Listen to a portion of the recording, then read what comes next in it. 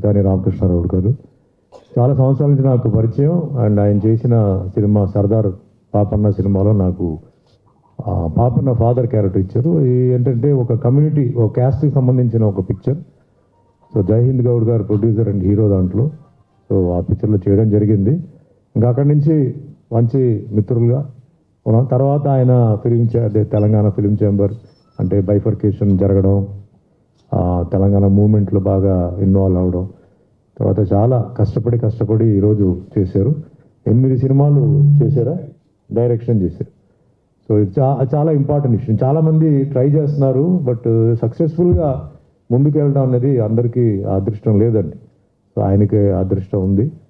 So ఈ cinema దీక్ష ఎంతో కష్టపడి చేసి ఉంటారు, ఎందుకంటే తెలుస్తుంది, టైం కూడా అయింది. బట్ ఇందాక ప్రసన్న గారు ఒక విషయం చెప్పారు, ఇక్కడ the legend of the film industry great NTR గారు ఆశీర్వాదాలతో ఆయన చేశారు. ఒక మంచి విషయం.